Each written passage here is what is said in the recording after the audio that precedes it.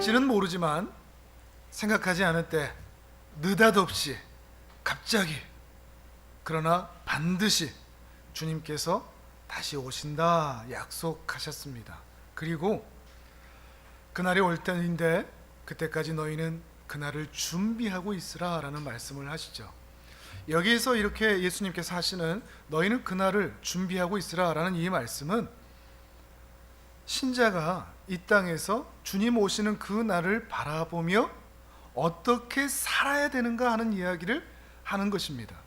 우리는 보통 결과에만 집중하거든요. 천국 가느냐 못 가느냐, 나 천국 갈 수 있을까, 이러다가 나 지옥 가는 거 아닌가, 우리는 결과에만 집중하는데 예수님께서는 그날을 준비하고 있으라 라는 말씀을 통하여 결과가 중요한 것이 아니라 그것보다 더욱 중요한 것은 그날을 바라보며 어떤 신자의 삶을 살아갈 것인가 하는 것입니다. 그렇다고 해서 어떻게 살아야, 잘 살아야 구원받는다는 이야기는 결코 아닙니다. 구원은 전적인 하나님의 은혜입니다. 하나님의 섭리죠. 그 구원에 어떤 조건도 달라붙을 수 없습니다.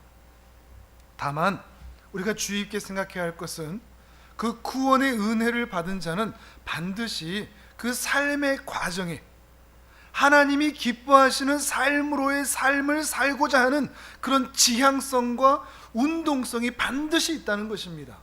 구원 받은 사람이 잠잠할 수 없습니다. 그 과정을 무시할 수 없습니다. 천국 가냐 못 가냐 이거에만 목매달지 않습니다.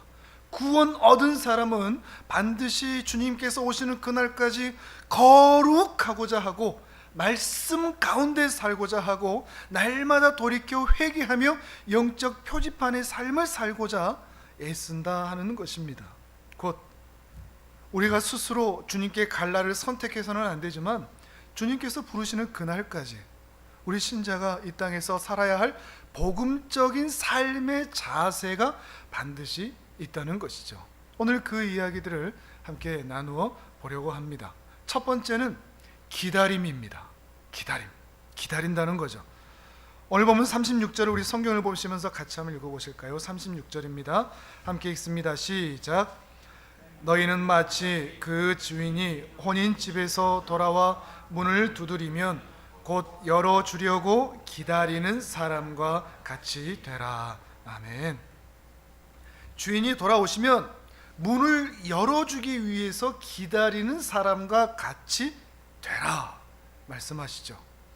명령입니다. 부탁이 아니라요.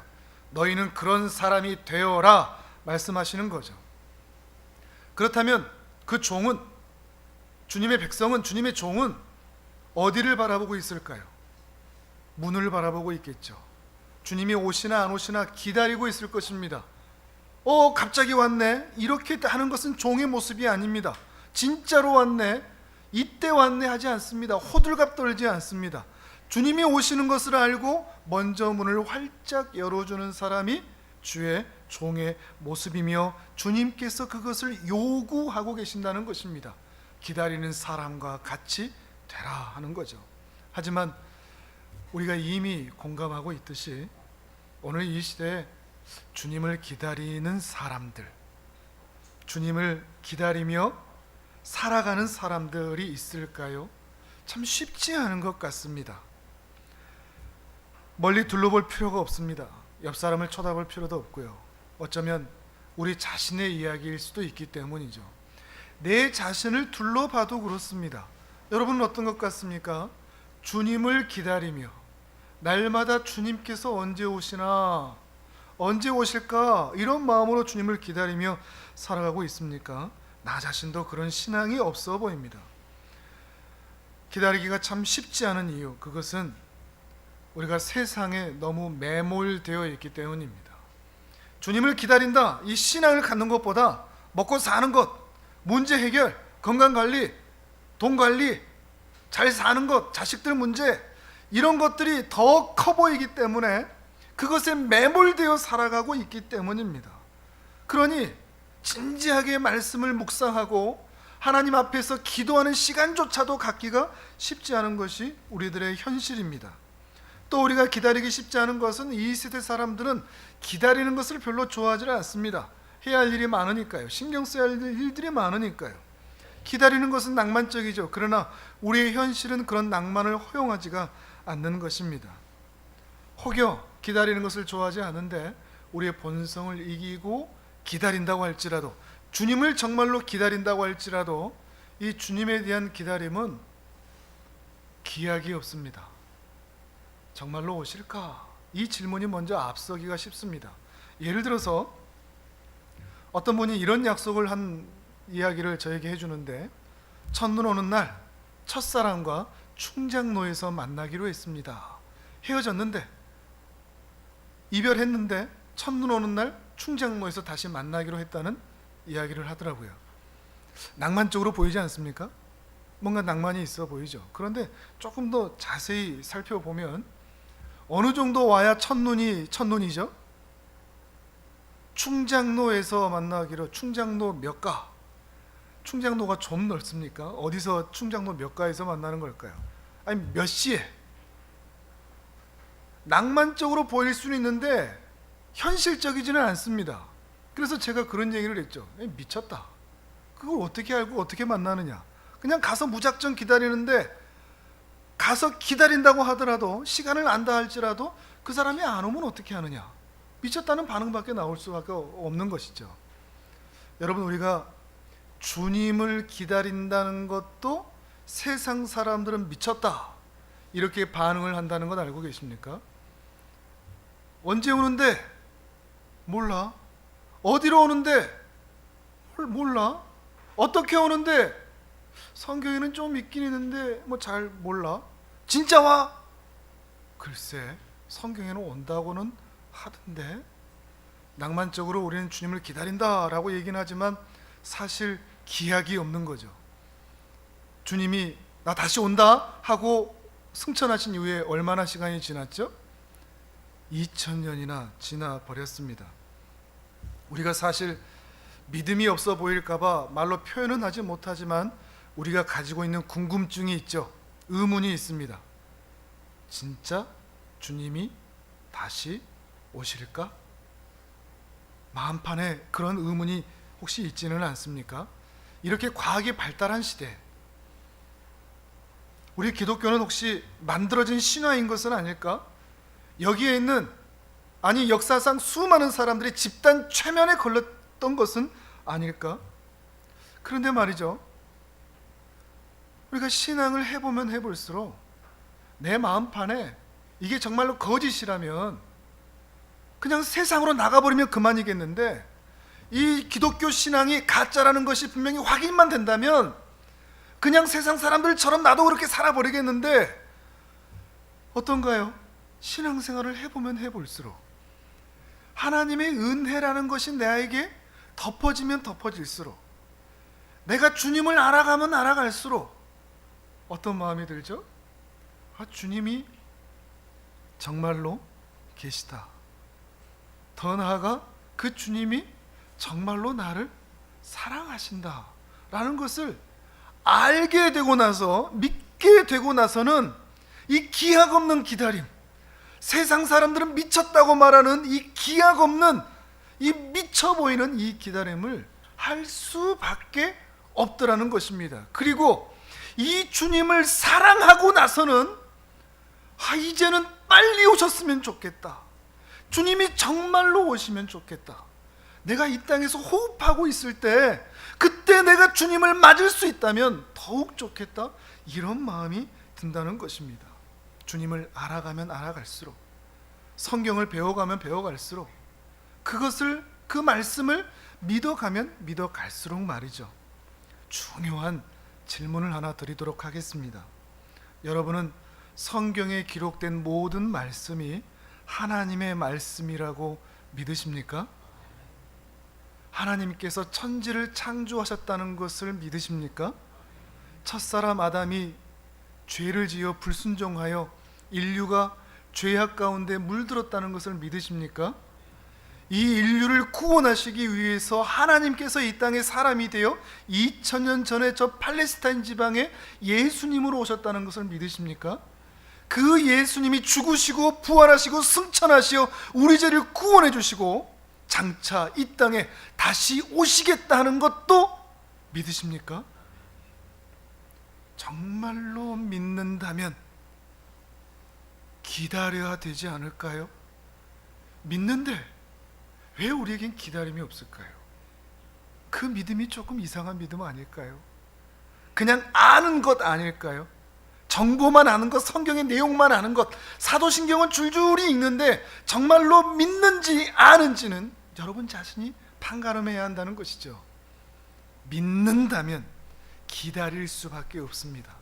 주님께서 나 간다, 나 다시 돌아올 때 네가 가장 먼저 나와서 나를 반겨줘 라고 부탁하신 그 말씀 따라 2000년이나 지났지만 대책이 없는, 기약이 없는 기다림이지만 기다리고자 하는 그런 마음으로 주 앞에 설 수밖에 없다는 것입니다.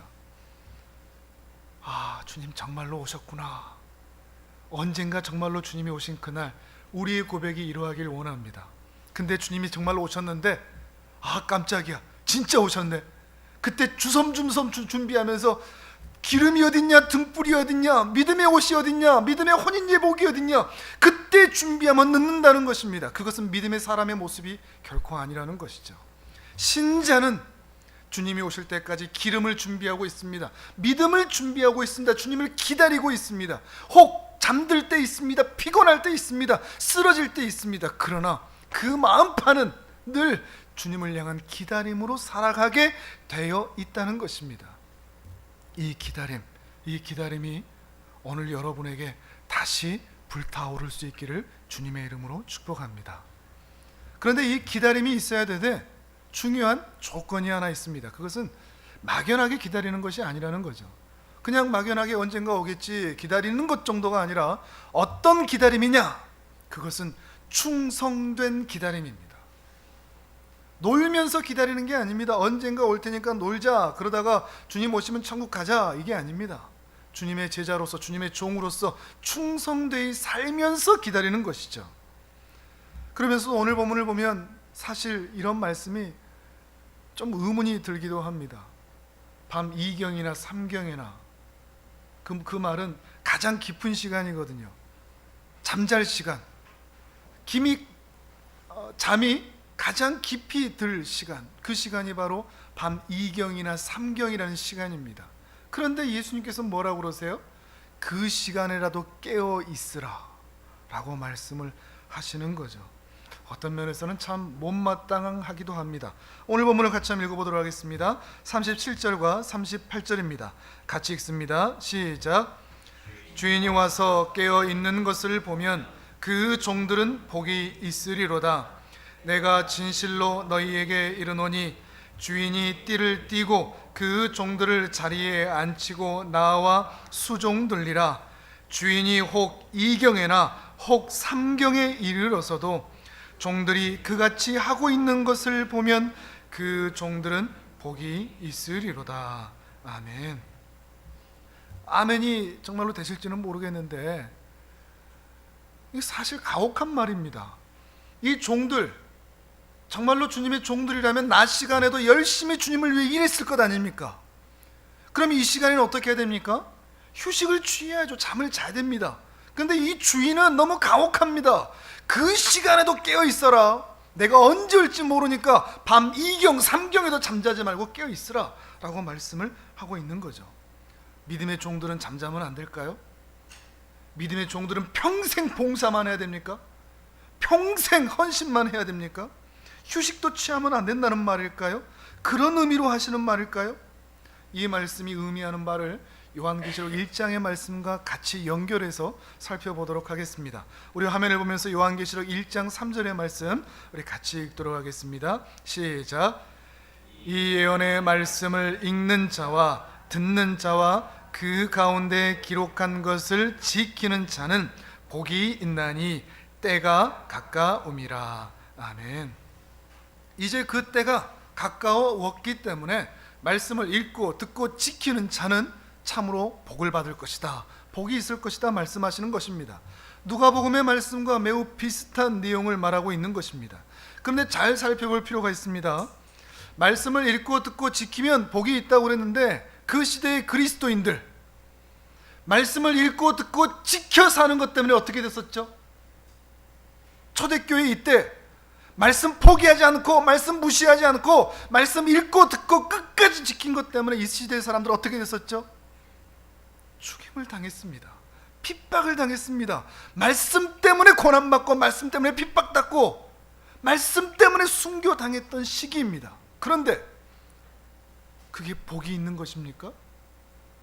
말씀을 듣고 읽고 지키는 것이 참 복이 있는 것처럼 보입니까? 우리가 바라는 현실적인 복과는 너무나 멀다는 것을 우리는 보게 됩니다. 이것을 적고 있는 사도 요한 그 자체도 밤모섬에 끌려가서 이 말을 쓰고 있는데 말이 안 맞는 것 같다는 거죠. 도리어 가혹하게 들립니다. 지금 말씀을 읽고 듣고 지키는 것 때문에, 이 복음 때문에 이렇게 고난당하고 핍박당하고 순교당하고 있는데, 지하 동굴 들어가서 거기서 빛도 못 보고 살고 있는데, 너희는 지금 힘드니까 잠깐 피해 있어라, 잠깐 쉬어, 예배 드리는 거 잠깐 멈추고, 발각 때문에 안 되니까 잠깐 멈추고, 신앙으로 사는 거 잠깐 멈추고, 이 핍박의 시기가 끝날 때까지 잠깐 숨죽여 있어 라고 말하지 않고, 그 핍박 때문에 다들 죽어가고 있는데 그래도 말씀을 읽고 듣고 지켜라, 그게 복이 있다, 때가 가까웠기 때문이다 말하고 계시는 거죠.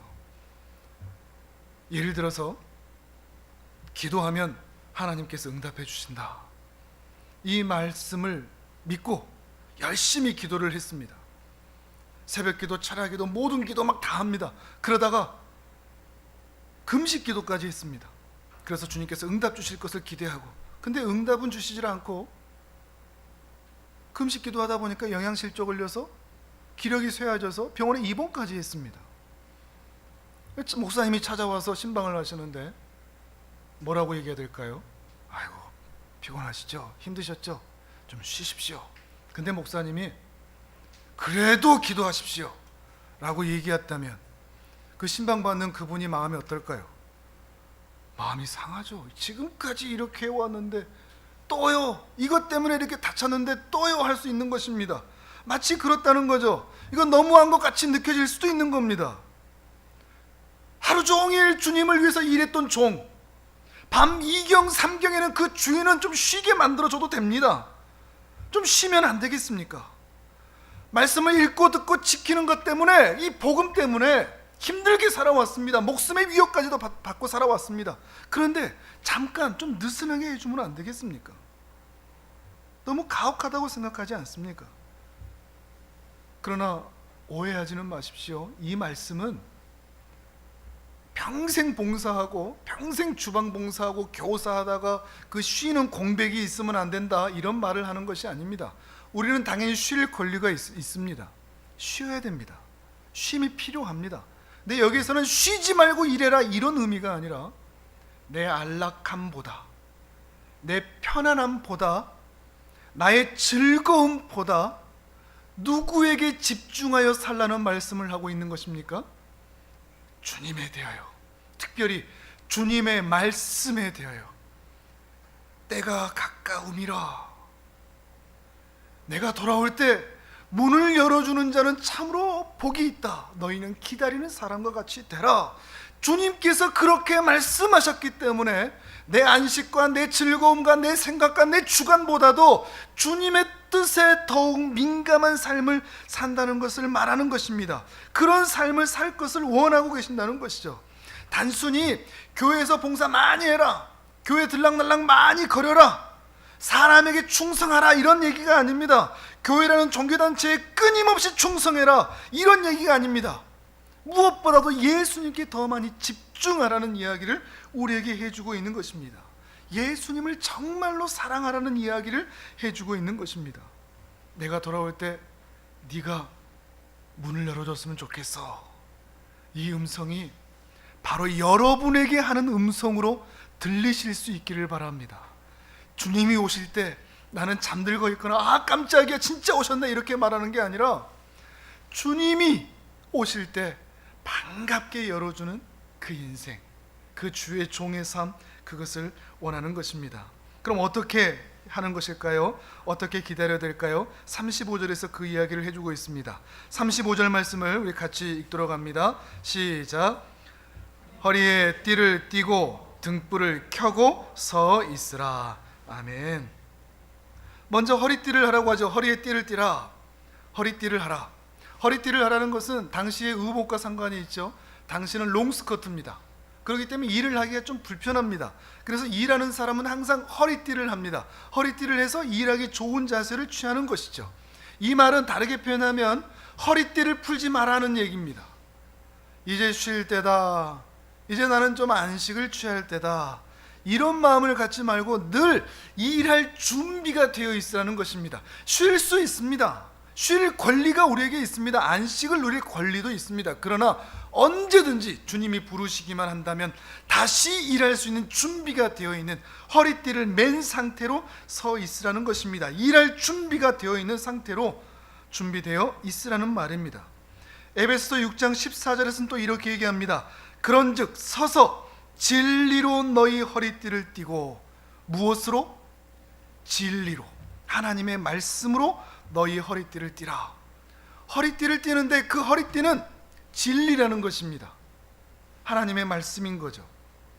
이 말은 주님의 일을 하는데 주님의 일을 하는 그 기준이 하나님의 말씀이어야 한다는 것입니다. 하나님의 말씀 따라 행동하는 것입니다. 우리는 목회자의 말에, 목사의 말에 순종하는 사람들이 아닙니다. 우리는 교회라는 종교 단체에 헌신하는 사람들이 아닙니다. 우리는 주의 말씀에 따라 순종하는 사람들입니다. 그러려면 말씀을 분명히 알아야 되죠. 말씀의 원리가 무엇인지, 말씀에서 어떻게 이야기하는지를 분명히 아는 사람들이어야 합니다. 그래서 말씀이 죽으라고 하면 죽고, 말씀이 헌신하라고 하면 헌신하고, 말씀이 용서하라고 하면 용서하고, 한 뺨 맞으면 한 뺨 내밀라 했으니 그렇게 살아내는 것, 그것이 신자의 모습이라는 것입니다. 그러나 말씀이 하지 마라 하는 것은 절대 하지 않는, 목에 칼이 들어와도 어떤 유혹이 있어도 하지 않는, 말씀대로 살아내는, 우리가 주일마다 읽는 십계명, 그것은 아주 좋은 아웃라인입니다. 우리가 어떻게 살아야 될지, 어떤 기준으로 살아야 될지 분명히 보여주고 있는 것입니다. 진리의 허리띠를 분명하게 우리 가슴에 매는 것이죠. 베드로전서에서는 또 이렇게 이야기합니다. 우리 화면을 보면서 함께 읽도록 하겠습니다. 시작. 그러므로 너희 마음의 허리를 동이고 근신하여 예수 그리스도께서 나타나실 때에 너희에게 가져다 주실 은혜를 온전히 바랄지어다. 아멘. 주님께서 나타나셔서 우리에게 주실 은혜를 기대하면서 어디에 허리를 띠라? 어디에 허리띠를 하라? 마음에 하라. 너희의 마음판에 허리를 띠를 하라는 것입니다. 세상 사람들은 그러죠. 좀 더 눕자, 좀 더 자자, 좀 더 놀자. 수많은 그리스도인들마저도 인생을 즐기자고 얘기를 합니다. 욜로 인생, 요즘 인생은 그렇죠. 그러나 하나님 안에서 우리의 마음을 늘 동이고 있어야 됩니다. 근신하라는 거죠. 깨어 있으라는 것입니다. 인내와 절제가 반드시 필요하다는 것을 말하고 있는 것입니다. 출애굽기 12장에서도 허리에 띠를 띠는 이야기가 나옵니다. 우리 또 화면을 보면서 같이 읽도록 합니다. 시작. 너희는 그것을 이렇게 먹을지니 허리에 띠를 띠고 발에 신을 신고 손에 지팡이를 잡고 급히 먹으라. 이것이 여호와의 유월절이니라. 아멘. 유월절에 먹는 이야기를 하는데, 먹을 때는 좀 편하게 먹으면 좋지 않습니까? 그런데 먹을 때 복장을 말씀해 주십니다. 어떻게 하라고요? 허리띠를 띠라. 발에는 이미 신발을 신고 있어라. 손에는 이미 지팡이를 잡고 급하게 먹으라고 얘기를 하고 있습니다. 이 말은 당장이라도 떠날 준비를 하고 있으라는 말입니다. 왜요? 애굽 땅은 이스라엘 백성들이 살 땅이 아닙니다. 애굽 땅은 이스라엘 백성들이 누릴 땅이 아닙니다. 마찬가지로 오늘 우리가 살아가는 이 땅은 영원히 내가 살 집이 아닙니다. 우리에게는 가야 할 본향이 있습니다. 마치 이곳이 우리 집인 양 풀고 있지 말라는 것입니다. 언제든지 떠날 준비를 하라. 주님께서 부르신다면 기꺼이 오늘이라도 갈 수 있는, 주님께서 오신다고 하면 두 팔 벌려 환영할 준비가 되어 있는, 이 땅을 떠날 준비가 되어 있는 그런 마음의 준비를 하고 살라는 것을 말하고 있는 것입니다. 등도 준비가 되어 있고 그 기름도 이미 꽉 준비가 되어 있는, 주님을 향한 그 사랑과 기대와 믿음으로 가득 차 있는, 세상의 것에 매몰되어 돈, 성공, 사랑, 가족, 자식, 승진, 명예 이런 것들로 이 가슴판이 채워진 게 아니라 주님의 말씀, 주님의 사랑, 주님의 다시 오심, 그것으로 이 가슴판이 채워진, 등도 기름도 준비된 그런 인생을 살기를 말하는 것입니다. 그것이 참으로 지혜로운 인생이며 슬기로운 인생인 것입니다. 또한 등불을 켜라 얘기를 했죠. 등불을 켜야 합니다. 왜냐하면 지금은 밤이지만 잘 때가 아니기 때문입니다. 칠흑 같은 밤입니다. 여러분, 이 세상이, 온 세상이 칠흑 같은 밤이라는 것에 공감하십니까? 어디로 가야 될지는 모르겠습니다. 길이 어딘지를 모르겠습니다. 어떻게 살아야 될지는 모르겠습니다. 빛이 보이지를 않습니다. 근데 이 시대 등대가 필요합니다. 등불이 필요합니다. 등불을 들고 있는 사람이 필요합니다. 영적 유턴 표지판을 들고 서 있는 사람, 그 사람이 필요합니다. 그런데 그 등불이 꺼져가고 있습니다. 믿음의 사람들이 그 등불을 들지 않으니 사람들이 우왕좌왕합니다. 어디로 가야 돼? 어떻게 살아야 돼? 그 방법을 알 수가 없습니다. 어디로 가야 되는데 그 유턴 표지판이 꺾여져 있으니 사람들이 살아낼 수가 없는 것입니다. 어떻게 살아야 될지는 모르는 것이죠. 이렇게 어두운 세상 가운데 등불을 밝히라. 등대가 되어라. 너희 자신을 태워 세상 사람들이 어디로 가야 되는지, 또한 주님이 오실 때 그 밝은 길을 예비하는 삶을 살 것을 부탁하고 있는 것입니다. 이것이 충성스러운 주님의 종들의 삶인 것입니다. 세 번째로는 그리움입니다. 우리는 주님을 기다립니다. 기다리되 삶의 자리에서 주님을 사랑하며 충성되며 기다릴 것입니다. 그런데 어떤 사람이 충성된 기다림을 할 수 있을까? 그것은 주님을 그리워하는 사람들입니다. 주님을 보고파하는 사람들, 주님을 정말 갈망하는 그런 사람들, 그런 분이 계셨습니다. 손양원 목사님이 쓰신 주님 고대가라는 찬양이 있습니다. 이런 가사가 있죠. 낮에나 밤에나 눈물 머금고 내 주님 오시기만 고대합니다. 가실 때 다시 오마 하신 예수님, 오 주여 언제나 오시렵니까? 고적하고 쓸쓸한 빈 들판에서 희미한 등불만 밝히어 놓고 오실 줄만 고대하고 기다리오니 오 주여 언제나 오시렵니까? 먼 하늘 이상한 구름만 떠도 행여나 내 주님 오시는가에 머리 들고 멀리 멀리 바라보는 마음, 오 주여 언제나 오시렵니까? 이분이 살던 이 시대, 우리 할아버지 세대, 정말 어렵고 힘든 시대였습니다. 주님을 믿는 것이, 또 믿음을 지키는 것이 목숨과 바꿔야만 했던 시절이었습니다. 바로 이때가 밤 2경이었습니다. 바로 이때가 밤 3경이었습니다. 말씀을 읽고 듣고 지키는 것 때문에 핍박받던 시절이 바로 이때였습니다. 이러한 시절에 이분들은 끝까지 주님을 기다리는 사람으로 서 있었습니다. 핍박받더라도 말씀을 듣고 읽고 지키는 자로 서 있었던 분들입니다. 그리고 이 찬양을 부르면서 정말로 주님이 다시 오시기를 고대하고 기다렸던 사람들입니다. 또한 우리 아버지 세대, 50년대, 60년대, 70년대 정말 어둡고 가난하고 정치, 사회적으로 혼란하던 그때 이 찬양을 정말 많이 부르며 주님이 오시기만을 기다렸습니다.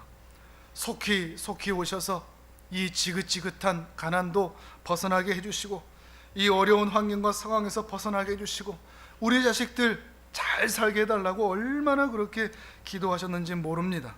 주님께서 우리 아버지 세대의 기도처럼, 또한 우리 할아버지 세대의 기대처럼 주님께서 바로 오시지는 않으셨지만 그분들의 기도는 들어주셔서 그 자녀 세대, 지금 이 세대 우리는 그 기도의 결과로 이렇게 은혜를 누리고 있는 것입니다. 그 은혜를 우리가 지금 누리고 있습니다. 그러나 그 은혜로, 그 기도로, 그 기대로 이렇게 풍족한 은혜를 누리고 있는 과연 우리들은 과연 할아버지 세대, 아버지 세대가 그토록 바라던 주님을 기다리는 그 마음을 가지고 있을까요? 아니요, 그렇지 않은 것 같습니다. 오히려 주님을 기다린다는 마음은 이단들이 사용하는 전유물이 되어버렸습니다. 세상 어디 둘러봐도, 온 우주를 둘러봐도 주님 오실 곳은 있지 않을 것 같은, 천국은 없을 것 같은, 다시 오지 않을 것 같은 그런 마음을 가지고 있습니다. 왜 그럴까요? 세상이 너무 악해서요? 아닙니다. 세상이 너무 좋아져 버렸습니다. 이젠 이 세상을 떠나고 싶지가 않게 되어 버렸습니다.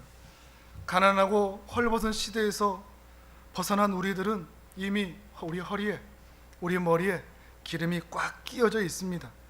얼마나 살기 좋아졌습니까? 과학도 발달하고 사회 시스템도, 민주주의도 너무나 많이 발전했습니다. 의료 시설, 의료 수준 너무나 많이 올라갔습니다. 뿐만 아니라 복지 수준도 엄청 좋아졌습니다.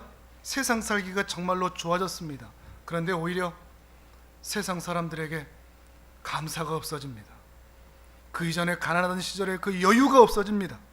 그렇게 복지를 제공해줘도 그 사람들은 불평을 하고, 그렇게 관심을 가져줘도 서로 불만을 하고 원망을 하고 미워하고 시기하는 시대가 되어버렸습니다. 심지어 그리스도인들마저도 그리스도의 냄새가 나는 것이 아니라 세상 사람의 냄새가 더 많이 납니다. 이게 우리의 현실입니다. 주님에 대한 그리움, 주님에 대한 기다림 어느샌가 사라졌습니다. 오히려 오지 않으시기를 바라는 것 같습니다. 신자들마저도 주님, 저 결혼 좀 하고요, 아주 자식은 좀 낳아야죠, 학교 가는 건 좀 봐야죠, 대학 들어가는 것도 보고 취직하는 것도 보고 손주도 좀 안아봐야죠, 더 좋은 집 좀 더 잘 살아보고 그때나 노후에나 그때나 좀 오시려면 오십시오. 이게 오라는 말입니까? 오지 말라는 말입니까? 주님에 대한 기다림이 사라지고 있는 이 세대입니다. 그러나 여전히 교회는 많은 사람이 예배를 드리려고 모이고는 있습니다. 하지만 성도에게 더 이상 교회와 하나님이 우선순위가 되어 있지를 못합니다. 한참 아래에 있습니다. 바쁜 일이 있으면 얼마든지 교회와 예배는 제껴도 됩니다. 예배는 따분하고, 설교는 지루하고, 봉사는 귀찮고, 찬양은 목 아프고, 헌금은 아깝습니다. 그렇습니다. 우리는 사실 주님을 기다리고 있는 게 아니라, 주님을 사랑하고 있는 게 아니라 이미 긴장을 다 풀고 있는 것입니다. 우리의 허리띠 어쩌면 이미 풀려 있을 수도 있습니다. 우리 손에 등불 모양은 있는 것 같은데 그걸 살펴보면 기름이 없습니다.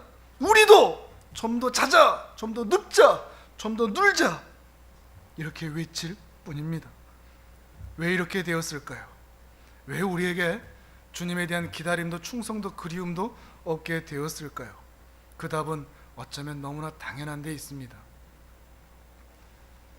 말씀을 못 믿기 때문입니다. 안 믿기 때문입니다. 어떤 말씀이요? 우리 40절 같이 한번 읽어보시겠습니까? 40절 같이 읽습니다. 시작. 그러므로 너희도 준비하고 있으라. 생각하지 않은 때에 인자가 오리라 하시니라. 아멘. 주님이 말씀하셨죠. 내가 다시 올 거야. 그런데 사실 우리가 이거 못 믿고 있는 겁니다. 안 믿고 있는 겁니다. 아는 것이 믿음이 아닙니다.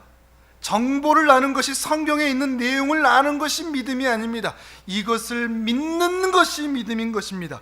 이것을 확신하는 것이 믿음인 것입니다. 우리에게 지금 필요한 것은 경제적인 회복이 아닙니다. 건강의 회복이 아닙니다.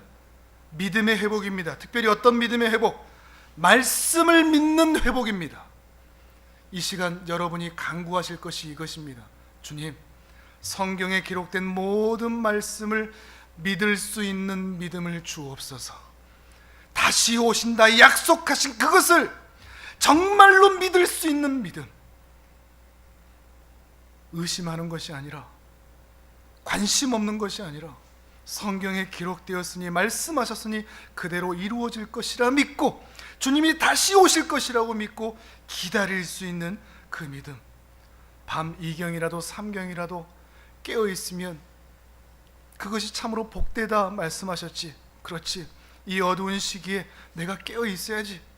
말씀을 듣고 읽고 지키는 것 때문에 핍박을 받아도, 어려움이 있어도, 이 복음 때문에 내 원하는 삶을 살지 못해도, 그래도 때가 가까웠기 때문에 이 말씀을 끝까지 붙들어야지. 이것이 우리의 신자의 삶이어야 한다는 것입니다. 오늘 이 시간 하나님께서 여러분에게 이 말씀을 믿는 은혜를 주시기를 바랍니다. 그리하여 주님을 향한 기다림과, 기다리되 충성되게 기다리는 것과, 날마다 저 하늘을 바라보면서 하늘의 이상한 구름 모양만 봐도 정말 주님이 오시는 것은 아닐까, 주님께서 얼른 오셨으면 좋겠다, 그리하여 이 죄악된 세상에서 살아가는 이 괴로운 나를 빨리 구원해 주셨으면 좋겠다, 이러한 믿음으로, 이러한 기다림으로, 이러한 충성으로, 이러한 그리움으로 살아가시는 복된 주의 종들 다 되시기를 주님의 이름으로 축복합니다. 아멘.